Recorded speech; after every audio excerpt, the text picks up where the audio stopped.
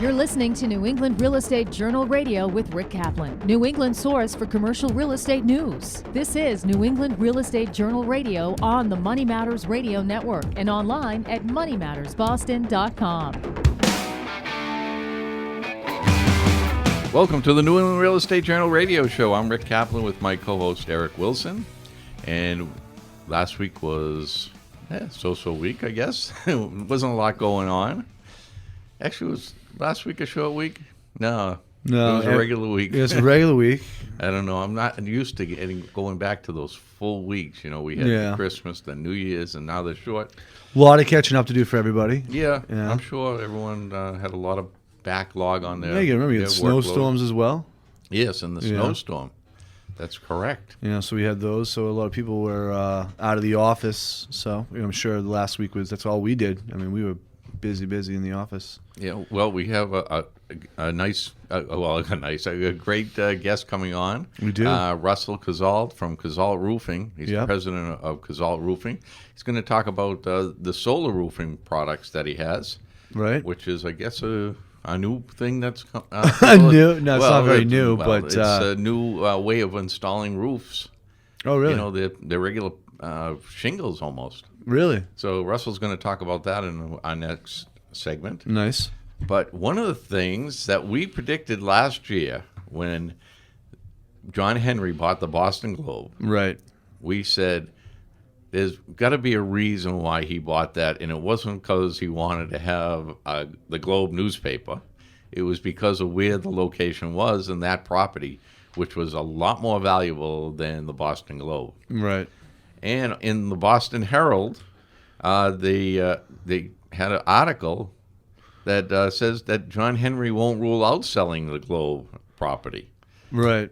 So, in other words, he's looking at that property either... The same way you and I saw it. Right, but he's not looking to develop it himself. Right. But he's looking to sell that probably for... He bought it for $70 million. He's probably looking to sell it for $200 million, whatever, the property. And he wants to move the Boston Globe somewhere else. He's saying that he thinks that that's still needed, that the two major newspapers, the Herald and the Globe. Of course.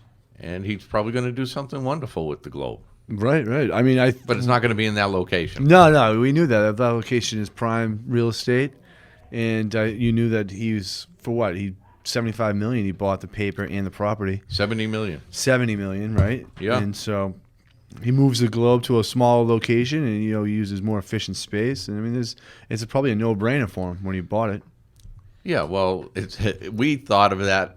That's exactly what we thought of when he bought that. What is he using the Globe for? What is he going to do with that? For $70 million, maybe he can make something of the Globe, but the value was really in that property. Of course. Which everyone knows. That property in Boston, where the location is, right off the highway, right across from the water. Right. I mean, right now is obviously huge time for growth of Boston and the development and the renovations that are going on there. I'm sure with the ink block that's right down the street there that's being developed by TCC, I'm sure he's probably saw that. I'm sure John Henry reads the New England Real Estate Journal and keeps up to date with what the transactions are and what the BRA is doing and all the projects that Menino pushed through, and now that we're going to see Marty Walsh probably push through here in 2014. Why not jump on it as the market rebounds? I mean, this is the perfect time for him to do it, I would assume. Oh, I agree. And my thought is that across the street from the Globe, right, the property is probably going to be something a lot of investors are probably going to be looking at, if not John Henry. Right. Although he does say that he's not a developer.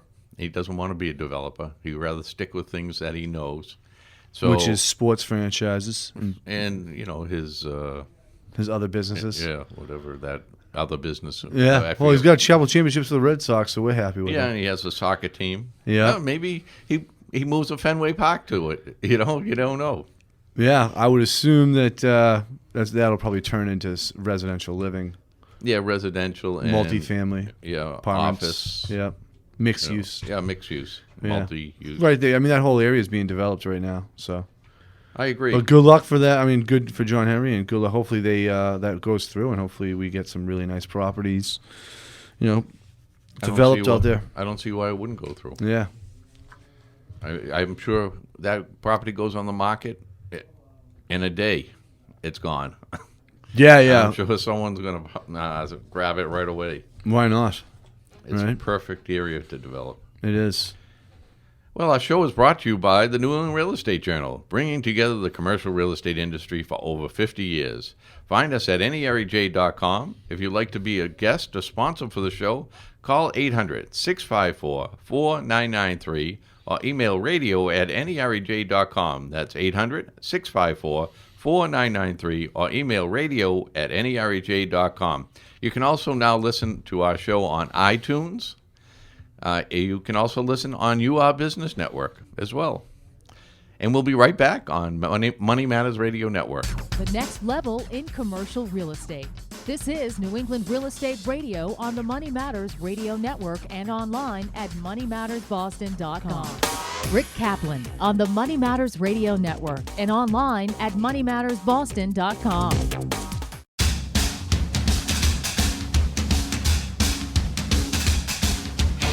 And we're back on New England Real Estate Journal Radio. I'm Rick Kaplan with my co-host Eric Wilson. And our next segment of the show is brought to you by AHP Architects. It's a commercial architectural design firm located in the Metro Boston area. Their team of highly talented architects and designers guide projects ranging from small tenant improvements to the largest highly technical bioscience facilities. Creative and sustainable projects have recently been completed throughout New England, Indiana, Florida, and as well as Mexico. Bridging energy-sensitive and innovative concepts, AHP Architects partners with clients to create designs that inspire and improve lives. Visit them at ahparchitects.com. That's ahparchitects.com. And we have on the phone with us Russell Cazalt, president of Cazalt Roofing. Hi, Russell. How are you? I'm good. How you doing? Good. Am I pronouncing it right? Cazalt. You are. No, Cazalt is correct. All right. I did that right. Usually I screw up usually his pronunciations are very good, Russell. You wouldn't be the first one. It happens often. But So, Russell, can you tell us about Cazalt Roofing? How long you guys have been around, and what is your primary location that you guys service? Okay, we are a family-owned and operated business. It was actually a business that was started by my grandfather and great-grandfather up in Weymouth, and we're down here in the Cape, and I have cousins that have offices in Weymouth, Plymouth, and Edgartown, but we do, all of Eastern Mass. My particular office is based down here in Osterville, and I have a second office in Orleans, and we travel, do quite a bit, Metro Boston as well, and as far as up to the North Shore, up around Gloucester, and out as far as Natick. So we, basically get around. It's something that, like I said, we've been doing it for 85 plus years. Family business. My brother's involved, my cousin's involved. I have a nephew that's actually fifth generation. So it is a family type business. We primarily do roofing, exterior remodeling, and most recently we've also branched out into getting into solar. Okay, right, and we're going to touch upon that. My question: do you do both residential and commercial, right? Correct. Okay. We're certified by most of the major manufacturers for commercial projects: Firestone, Sonafil, GAF, Dow. And a lot of the major roof manufacturers that are spec'd in the commercial, we're certified to do. Right. Now, Russell, I know in the roofing industry there's been a lot of changes over the years just in basic roofing products, because I know now they have metal roofs. They use a lot of different products that they use besides the asphalt type roof. Well, a lot of that stuff's been around. I mean, metal is actually one of the oldest forms of roofing. Copper roofs were done way back, but metal has made a resurgence in the past few years. You're starting to see a lot more, decorative metal, either a steel or an aluminum panel that gets painted with a Kynar paint, and it has usually a paint warranty of 20 to 25 years. And yeah, you're correct. You're starting to see a lot more of that. The nice thing about metal is it keeps its look for a long time, and you don't tend to get the the mildew streaks on the metal like you do with the asphalt shingles. You're starting to see that a lot more down here.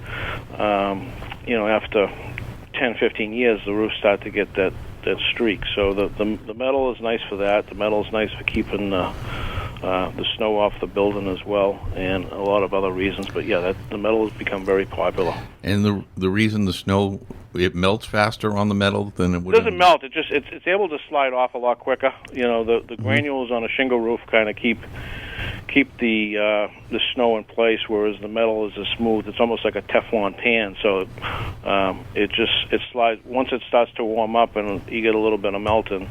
The snow generally just slides right off. And how long, Russell? You said you guys have just recently gotten into solar. When did you guys transfer into doing solar as well? Well, we've been doing it for about 2.5 years, and it started out as we were going out and looking at a lot of roofs, finding out that people were changing over the roofs because they were putting solar on it. And also at that time, Dow made it aware that they were going to be producing a solar shingle. So I started exploring the industry a little bit and partnered with GAF. GAF is a major manufacturer of roofing materials. They developed a solar program as well. So when they started that, I signed on. Allows us to do traditional panels installed on residential houses, and at the same time, the Dow took a few years to develop. They finally opened up in Massachusetts this past spring, and I became a certified installer for Dow as well. So we're able to do now both the traditional PV panels and the Dow solar shingle. Now, do you see solar gaining popularity, especially in the Cape-based area where you are down in Osterville? Yes, it's getting very, very popular. I think what it is, initially a few years ago, people, they looked at it as something foreign on the roof, and because it's done so frequently and you're seeing more and more installs, people are getting used to the look. They're accepting the look of the panels, and the more you see, the more you get intrigued by it. So I think people, more and more people are looking into it. In addition to the economics of the install. But now you're talking about not specifically about a panel, because now you're talking about shingles. So it's replacing. There's two different products. There's a panel and there's a shingle. Now the panel goes on over the roof, so you need a good sound roof system, and then you install one of a number of type of racking systems, and then you put the panel on top of it. So you have a panel, then there's a racking system, a little bit of airspace, and then the roof. The shingle goes directly on the structure, and it takes the place of roof and shingles in conjunction with regular asphalt shingles to feather in around the edge. And if you go to the Dow Powerhouse website, they've got some great videos on that product and how it's installed and how it looks. Does it have to be a certain size for the roof in order to? So, like, if you had a, say, a ranch house and you wanted to do solar, you'd probably go with the shingles rather than the panel, or does it not matter at all? It depends. It depends. The shingles make the most sense when you have to replace your roof. Mm-hmm. You're thinking of putting solar on, and your roof is 17 years old. You're not going to want to put solar on over that, and then have to take your system off in 8 years and put a new roof on. So prior to putting solar on, you're going to want to do your roof. Now, if you're doing your roof, the solar shingle might make sense because, instead of taking a roof off and putting the roof back on, then putting a solar system on, you're eliminating that last step because you're basically taking the roof off and then putting solar shingles on. So you're saying that it's better to, if it's time to replace your roof, and you're considering solar, you should either put in, if you're going to put the panels, you should put a new roof on at that time, or you go with the panels, the shingles. Correct. I mean, you can have, if your roof is under under 10 years old, you're probably fine to put panels on it. We want to look at it and evaluate the roof and make sure it's going to hold up. Because once you put your panels on there, you don't want to be disturbing them. The solar shingle has to basically go on the roof structure. It can't go over an existing roof. So the roof has to be removed regardless if you would do the solar shingle option. Whereas the panel, it does not. Russell, is there an economic difference between choosing the panel over the shingle on pricing wise, depending on installation on like feet? It's hard to compare because it's not apples and oranges. It's two different products. Because one is solar panels and it's just strictly panels, and one is basically a roofing solar shingles. So very close, though. So what you're saying is one is basically for the solar itself, but the other one is also solar, and it's also your roof. It's your roof. It's both. It's a dual-purpose shingle. Okay. Now, a couple of things. I mean, part of it's aesthetics. People like the look of the solar shingle because it's low profile. Right. It doesn't stick up, the 5 or 6 inches above the roof. It's not like it doesn't look like a collection of black boxes on your roof. It's integrated in with the roof, so it's very very sleek, very very thin, and it is a product that is gained acceptance in a lot of historic districts where traditional panels were not allowed. And plus, I think that look probably is more contemporary. How I would think have the shiny shingles up there. Yep. Definitely. Now, I know I looked into solar many years ago, and they came up to my house, and I guess this goes for any kind of building. If you're considering putting up a solar system of any kind, you have to have the right sunlight. Your house has to be facing the right way. I mean, ideal is facing south, and we can go off to the east or off to the west a little bit. You cannot do north, and you need a decent amount of real estate up there. You need, the simplest houses like a Cape or a ranch are probably the best. You have some of these newer houses that are designed and they're very cut up with a lot of dormers and maybe a lot of skylights, and there might not be a lot of area, to put panels or shingles up there, so it gets tricky. Then the other issue for consideration is shading, whether it's from trees or from a nearby building. You need sunlight on that roof to make that investment worthwhile. So when someone calls and is interested in doing a project like this, you go out there, and do you have some type of a tool that measures how much sunlight is in that vicinity? We do. We have what's called a sun eye, and we go out and we get up on the roof, and we take readings, and then we upload it to a website. We can analyze the amount of sunlight and the amount of shading that site will receive, and we can create projection numbers based on that.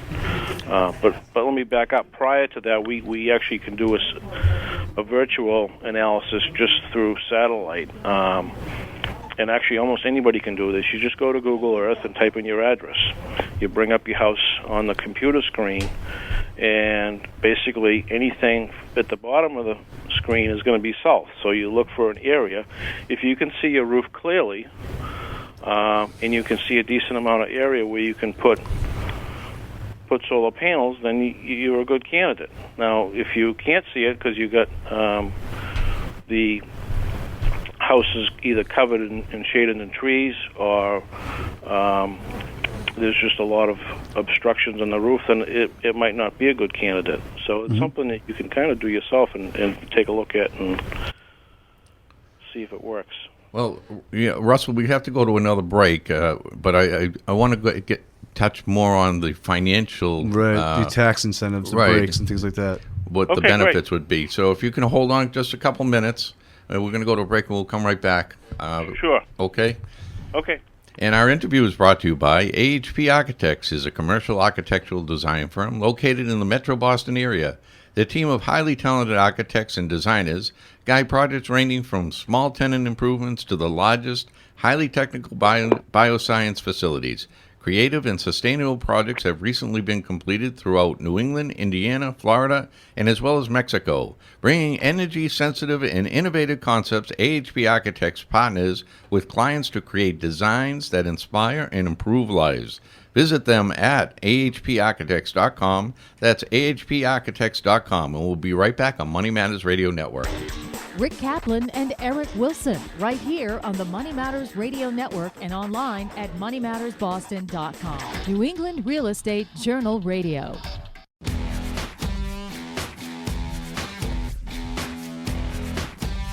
And we're back on New England Real Estate Journal Radio. I'm Rick Kaplan with my co-host Eric Wilson, and we're going to continue our interview with Russell Cazalt, the president of Cazalt Roofing. But the interview is brought to you by Tachi Building Companies. Combines over 90 years of building experience with unique collaborative process to optimize the cost, design, and assembly of buildings that perform efficiently and delight users. Visit them online at tachi.com or call 781-218-5621. Again, that's tachi.com or call 781-218-5621. And we have still on the phone with us is Russell Cazalt, president of Cazalt Roofing. And we were going to touch on the financial benefits of the solar panels or the solar shingles for your roof. But while we were on the break, we were talking with Russell, and he was talking a little bit about some of the people that are coming into this industry or locally, some of the benefits, why it would be best to use a local company. Mm-hmm. And you want to touch on that again, Russell? Sure. Obviously, because the incentives are favorable in this state, we're probably, I think, number 2 in the country in terms of solar installs. The Massachusetts is offering a 40 cents a watt rebate, and that's drawn a lot of people from other states to this state to sell and install solar. So there's a lot of West Coast companies, a lot of national companies have set up shop here and hired reps and are running around and then installing solar.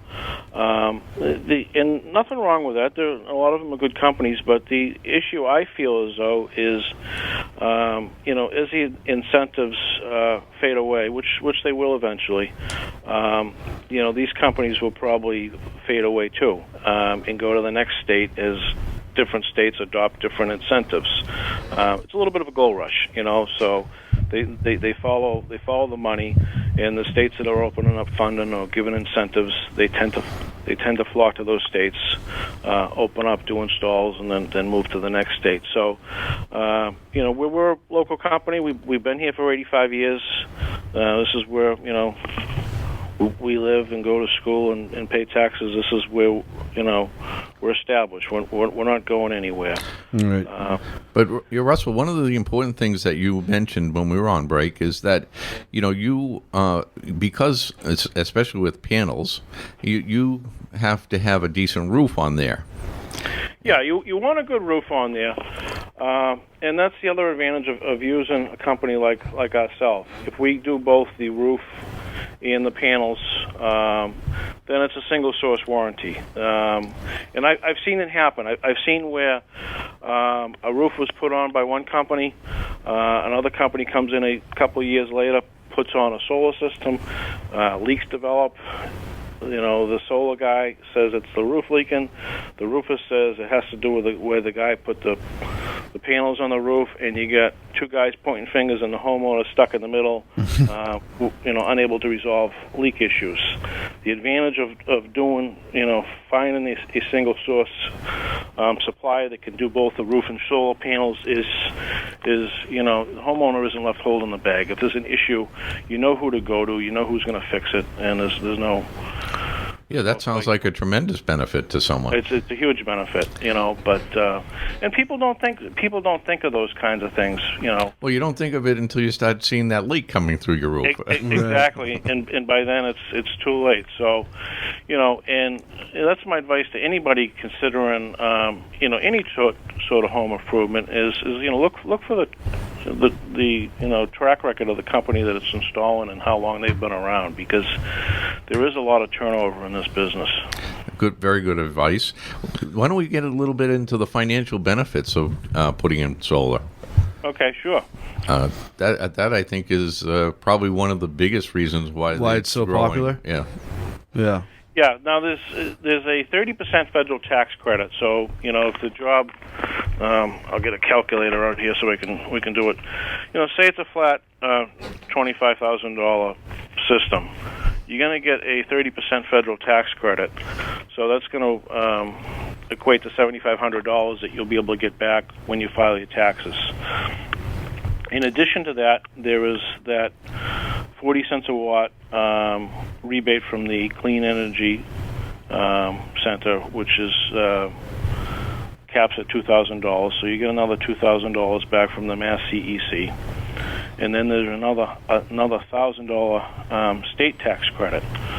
So that $25,000 job is just gave you about what, 10,500 back. Yeah. So. Yeah, it's down. It's down considerably. But not only that, you have what's called a SREC credit, and for every 1,000 kilowatts of electricity generated, you get a certificate. Those certificates are going to be sold on the. It's kind of like a trading platform, and there's companies that will do this for you. And you can either pre-sell your SREC certificates or you can sell them as you accumulate them. But you basically, like a 5 kilowatt system is going to generate about 6 certificates a year, and those certificates are going anywhere between $200 and $250 per certificate. So you have some additional money coming in for the next 10 years. It's a 10-year program on this SREC program. So there's additional money available there. Now, is that? I'm sorry, Russell. You just said, hold on. We said 15. You get so the average is 6 credits per year. Between based on a 5 kilowatt system. It depends on the size of the system. Okay, so between 200 and 250 per. What do you call it? The SCRU? Yeah, they call them SRECs. SRECs, and so that would be about 1,500. You said you have that up to 10 years. Yes. So if you do 10 years and you say that the average is 200, 250, that's about 1,500 per year. Again, it's one of those things. It's a commodity. It's going to fluctuate. It depends on whether you wait and sell them, at the high point, or you just kind of sell them as they accumulate. It's going to depend. Right. Well, you're looking between 1,200 and 1,500 a year. But if it fluctuates between 2 and 250, at 10 years, that's 12,000, 15,000. That's basically the whole install right there. Back in 10 years. Exactly. So you're basically selling back the excess kilowatts that you don't use, pretty much. Well, this is different than the electricity generated. Now, the electricity generated basically you're using, and because you're not paying for it, you save that money. So if you had a bill that was $300, and all of a sudden that bill's down to $65, you have that added benefit of that $235, $45 that you were spending every month that you're no longer spending on your electric bill. So you have that in addition to that SREC credit. So you're looking into getting a solar system. I mean, a quick math lesson turns this into a no-brainer. Exactly. I could see why it's gaining so much popularity then. Well, the biggest thing is a lot of people just do not have, $25,000, $30,000 sitting around. Right, of course. What holds people back. Now, there are also a lot of leasing programs out there that allow you to basically put solar on your roof for no money down. And the way that works is basically a third-party company will own the system. We'll go in, put the solar system on. You are paying a lease for that system, a monthly payment, but you still have that net savings. Mm-hmm. So say your savings was $240 a month. You might have a $140 lease payment, but you're still having a net savings of $100 a month. Right. For no money out of your pocket. So if you do the math up over the next 25 years and considering the fact that electrical rates increase every year without fail, then that adds up to quite a bit of money as well. Right. Well, electricity doesn't see the recession. No. If anything, I think we use more of it. But the benefit is that if you do, let's say you have to put a roof on, and you do have that $20,000 hanging around, your best bet is to just Your best bet is to own it. Right. Right. But that's what we're here for. We like to guide people through the process because there's a lot of different options. There's lease options. There are loan programs where you can basically just borrow the money, pay it back over a 5 or 10 year loan program, or pay cash. There's a lot of different options when it comes to solar. There's the solar shingle. There's the traditional solar panel. That's what we're here is to try to help navigate all the issues and sit down with people. It's a lot of information. Right. There's a lot of information to digest. It seems like it's probably a pretty big decision. Yeah. bottom line is that it's going to pay for itself in a short period of time. Correct. As a matter of fact, it's going to probably more than pay for itself. It's going to save you money in the long run. So, Russell, if any of our listeners want to look into solar or solar project, talk to you guys, get some kind of insight, how would they go about reaching you and learning more about Cazalt Solar and Cazalt Roofing? Well, I have a website. It's cazaltsolar.com, CAZEAULT, solar.com. I got a lot of videos on that, a lot of information on the different options, and contact info is on there, but I'll give you my phone number in case people want to just call directly. They can call 508-428-1133, and we'd be happy to have a solar specialist come out and help prescribe the best system for your house. Now, you also do commercial installation as well for commercial buildings, properties. Hello, Russell? Did we lose him? No. Oh, that was quick. We thank you for joining us and coming on talking about solar or some of the incentives and things like that. If you're looking into it, make sure you reach out to cazaltsolar.com. Yeah, we thank Russell for coming on. I'm pretty sure they do. They do. We talked about it earlier in the interview. I know they do commercial property as well. In the beginning of the interview, we talked about it, Rick. That was one of the first questions I asked. But yes, I would just. That was 25 minutes ago. I know it's tough to remember. Want to reiterate that they do that. They do. Yes, and the interview is brought to you by Tachi Building Companies. Combines over 90 years of building experience with unique collaborative process to optimize the cost, design, and assembly of buildings that perform efficiently and delight users. Visit them online at Tachi.com or call 781-218-5621. Again, that's Tachi.com or call 781-218-5621, and we'll be right back on Money Matters Radio Network. Rick Kaplan is right here on the Money Matters. New England's commercial real estate scene is covered right here on the Money Matters Radio Network with Rick Kaplan. And we're back on New England Real Estate Journal Radio. I'm Rick Kaplan with my co-host Eric Wilson. And our next segment of the show is brought to you by Goodman, Shapiro, and Lombardi, attorneys who have been exclusively engaged in the practice of condominium law for over 30 years. The firm represents over 800 community associations. They have offices in Dedham, Mass. and Lincoln, Rhode Island, dedicated to serving a growing southern New England condo market. Attorney Frank Lombardi heads the Rhode Island office. If you need guidance about anything condo, Goodman, Shapiro, and Lombardi are the right attorneys to call before the wrong things happen. Reach Frank Lombardi toll-free at 877-241-1600 or on the web at goshlaw.com. That's GOSHLAW.com. Again, that's 877-241-1600 or on the web at goshlaw.com. That's GOSHLAW.com. And, Eric, do you know anything about condo law? No, but I'm sure we're going to learn when Frank joins us in February to talk about Frank's going to come in and he's going to talk a little bit about condo law. I don't know anything about condo law. I don't, but I know there's a huge condo market in New England, so I'm sure there's got to be a lot of law that goes on with it. But, they work with the associations. Right.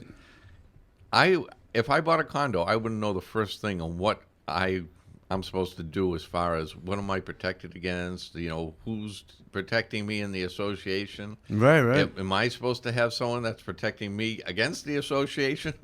All these things that it's so much different than being just a homeowner, buying Right. your own individual home, where you're responsible for everything. Right. It's a community of homes, and then they have to delegate who's responsible for what. So they usually work with like the head of the condo boards, right? Yeah, but they'll also work with the individual. Right. If you own a condo, you call Right. them.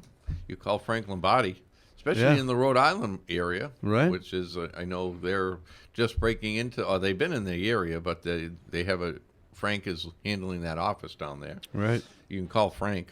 Call him at 877-241-1600. I'll give him an additional plug. There you go. He's earned it. Yeah. And they're great people to deal with. They really are really good people. One of the things yesterday, I was kidding around with them in the office. I was asking anyone if they knew what the ASTM, just the standard practices were approved for E1527-13 and an E1527-5. And I sounded pretty smart when I was talking about that. You did. But I had no clue what they were, but it just sounds good. Right. But it's the EPA has changed the standards a little Okay. for those two things, and I'm still not really sure Those what two it is. things. Still doesn't know what they are. But As he's reading it, I love it. but it's an environmental site assessments. The ASTM is the international standard practice for environmental site assessments. Okay. And a E1527-13 is suitable to comply with all appropriate inquiry rule Okay. associated with the CERCLA. Okay. This is all French. I can tell. I mean, the good news is that this turned into be an energy show. First, we had Kazalt Solar on, which we really appreciated, Russell, and now it seems you want to talk about energy efficiency. Where did that article come from? This came from the New England Journal of Real Estate. The New England Journal yes, of Real by Estate? Susan A. Bernstein, an attorney at law. Okay. But I guess it's the 9 specific reasons to be aware of the train. One is standard of delineation of historical. Man, I think we should have gone with someone else who could read. Historical releases or recognized environmental conditions known as I apologize RECS. to our listeners. This is going to be as brutal as this for us in studio. You know what? Let's just skip that. Let's just jump into energy that. efficiency. It's just too complicated. You want to know what's going on energy efficiency? But you I know would what? say check out the USGBC Mass Chapter website or check out their year in review in the New England Real Estate You know Journal. what else they have to check out is Energy Star. Yeah, Energy Star. Energy Star has an enormous amount of information, and there's a program in Energy Star for someone that is really interested in having their building become energy efficient. Mm-hmm. There's a competition that goes on every year that Energy Star puts on. Okay. And they give out an award. It's a big event, and the top 10 companies or buildings in the country Okay. get this recognition Right. from Energy Star. Now, here's a weird thing. You said the ES 1527-13. Does the ES stand for Energy Star? Oh, that's such a weird. No, it's not ES. It's Yeah. E1527. Oh, okay. Well, yeah, just That checking. was good. I know. That's all I heard was ES, Yeah. and I know that obviously energy efficiency is enormous, especially here in Massachusetts. We finished 2013 as number 1. I know 124 buildings were LEED certified in Boston, have a possible 869. I only know this stuff obviously because of the USGBC Mass Chapter Executive Director Gray Lee. Right. So shout out to him. That guy's got all the information if you want to know about this stuff. But the USGBC is also a great source for someone course. that really wants to get into, and that's who we're talking to Russell Kazal. Right. There's so many benefits to converting a building to be more energy efficient. Yeah, as well as there's so many like Energy Star. They have a whole thing of information for financial, Right. any kind of loans, any kind of programs that the government offers to make it so affordable for you to do. Well, So, I think all those benefits are there because of the benefits that aren't even talked about, like lifestyle benefits, health benefits, the things, your daily life benefits, the carbon emissions, these things that you aren't calculated in your day-to-day schedule, which are obviously huge for the future of our generation of our species.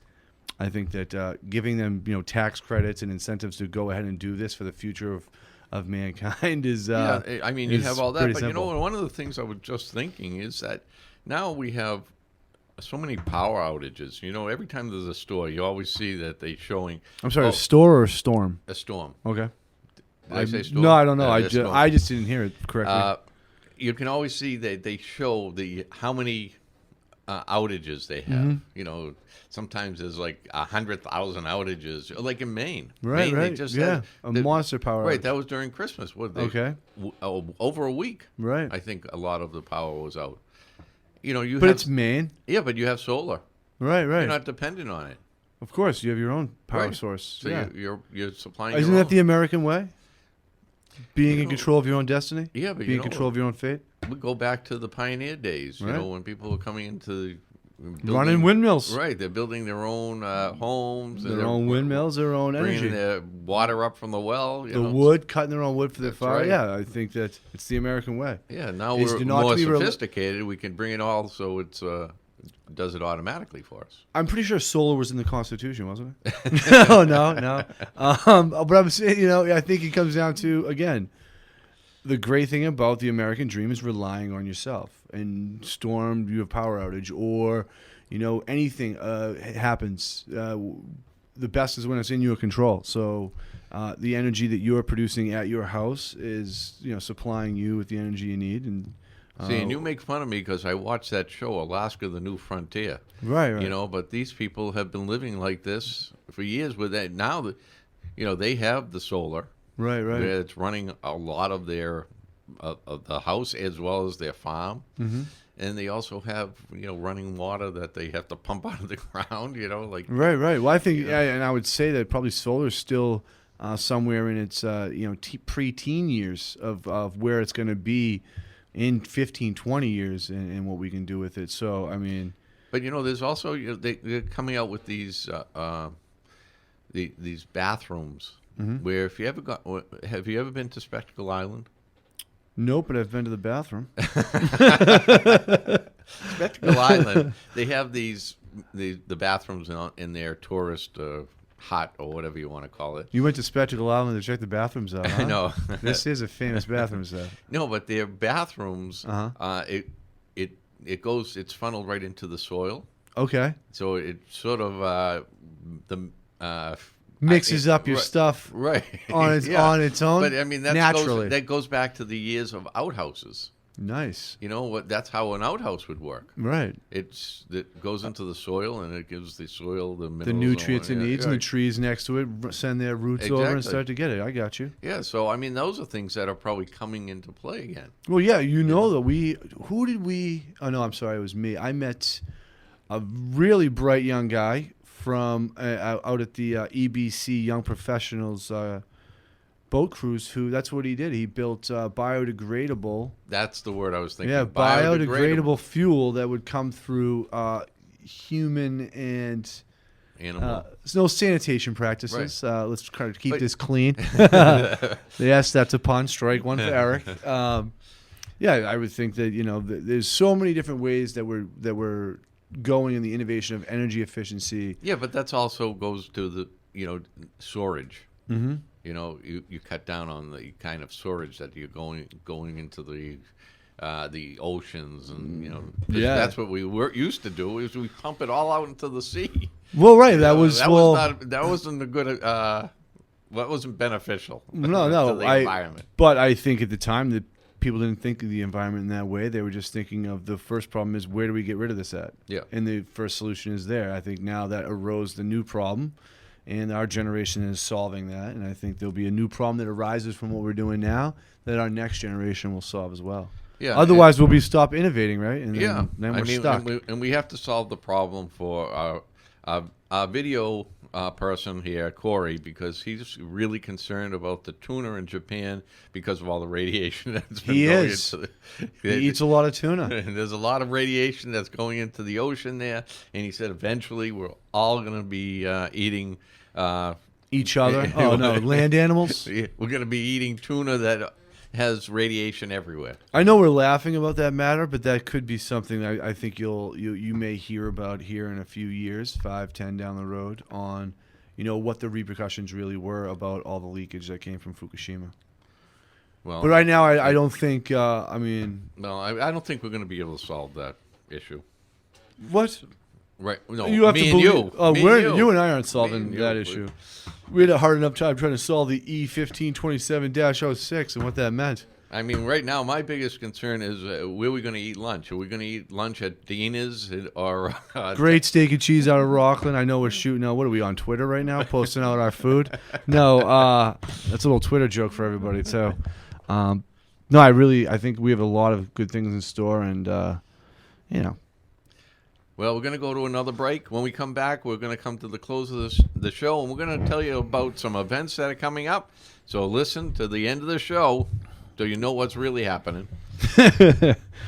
That's what's happening. That's what's happening. We're going to tell you what's happening. And that should be the name of the segment, Rick. What's happening? At the end of the segment should be, that's what's happening.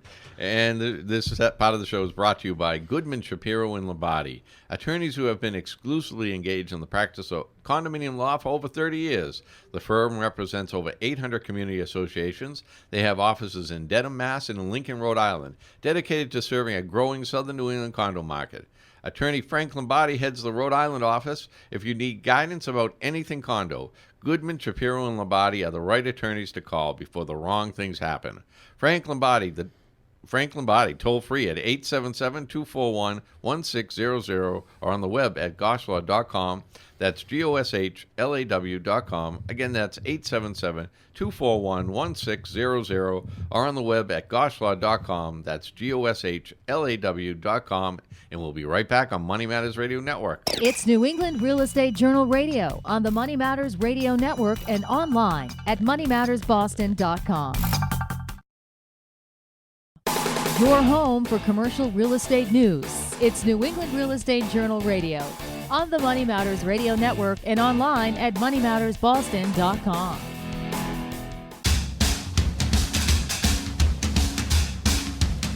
And we're back on New England Real Estate Journal Radio. I'm Rick Kaplan with my co-host Eric Wilson, and we're coming to a close of another show. And this is the What's Happening segment, right, Eric? A new name for it. That's what's happening. And I want to... Let's brand it right. And this part of the show is brought to you by Consigli Construction. Is a leading construction manager and general contractor headquartered in Milford, Mass. Consigli, a fourth-generation family-owned company, services clients throughout New England and New York. Consigli's projects are distinctive for their exceptional craftsmanship. Consigli provides innovative solutions to challenging projects. For more information about Consigli Construction, call 508-473-2580 or view their portfolio. Visit consigli.com. That is CONSIGLI.com. It's been brought to my attention by the videographer for those viewing that I've been rocking the alfalfa. So I just want to say you're welcome. That's my montage to the Little Rascals. Thanks. For your viewers, don't worry. My voice is still as splendid as always. So we want to tell everyone what's happening. What's happening? Was my alfalfa? Well, the biggest thing that's happening is January 30th at the Hyatt Regency in Boston, the New England Real Estate Journal will be having their Cocktails and Conversation networking event with a bunch of the organizations. Meet the organizations. Yeah, NAOP, IREM, BOMA, IFMA, CCIM New England. I don't want to leave anyone out, but they'll all be there. REFA. This is the place to be on January 30th. If you want to meet everybody in the associations, here's the chance. Also, that same week, though, 2 days prior, NAOP is having an event at the same place. That's what I mean. You should say the biggest thing going on was the Hyatt Regency. And that's January 28th at the Hyatt Regency. That's going to be another great Check event. that out at naopma.org. Yeah. Or is it naopma.com? Either one, choose. Something on that idea. I know IREM's having the big event. I know that we're taping today on the 15th, the anniversary of the Great Molasses Flood of 1919. But Thursday... Everyone wanted to know that. Everyone knows. But also, I know that we'll be airing Saturday, so we won't be able to mention. But we'll be seeing Elliot Eisenberg tomorrow. He was a guest on the show a couple weeks ago. And if you didn't listen to that show, you have to listen to it. Yeah, go back and listen to it. Elliot is awesome. just great to listen to. And I'm excited to see him tomorrow morning at the IREM event. I know BOMA's having some big events coming up in February and March, so check them out at BOMA Boston. And is there anything else going on? What about IFMA? I know IFMA's having something going on the 20th. Check that out at ifmaboston.org. You'll find that a lot of these organizations, if you go to their websites, they'll all have a calendar. The SMPS will be there as well. The Society of Marketing Professional Services will be there at our event as well. I just forgot to throw them in there. But I know they're having an event coming up too as well, so check that out. And I want to thank Russell Kazalt, the president of Kazalt Roofing. Yeah, thanks for telling us more about solar. Solar and solar panels and solar The shingles was really cool, the idea of that. I like that idea. Yeah, I guess that it won Time Magazine's Best Invention of the Year in 2009. I can see that. And the Best New Product, internationally renowned 2012 Edison Awards. I mean, you're going to need a roof anyways. Might as well make it so it produces energy.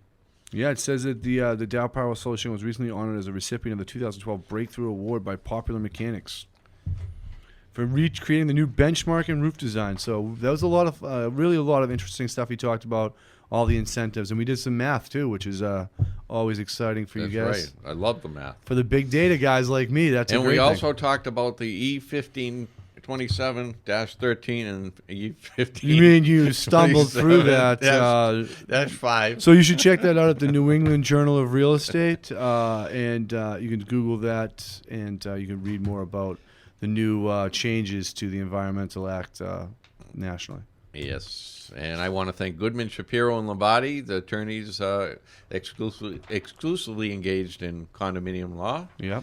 Consigli Construction, AHP Architects, and Tachi Builders for sponsoring the show. And our show is brought to you by, the end of our show is brought to you by Consigli Construction, is a leading construction manager and general contractor headquartered in Milford, Mass. Consigli, a fourth-generation family-owned company, services clients throughout New England and New York. Consigli's projects are distinctive for their exceptional craftsmanship. Consigli provides innovative solutions to challenging projects. For more information about Consigli Construction, call 508-473-2580, or to view their portfolio, visit consigli.com. That is CONSIGLI.com. And don't forget to follow us along at on Twitter at NEREJ Radio all week long. Find out what's going on. And now you can listen to us on iTunes Radio and UR Business Network. And if you have any questions or you'd like to be a sponsor for the show, contact us at radio@nerej.com. And I think this deal is done.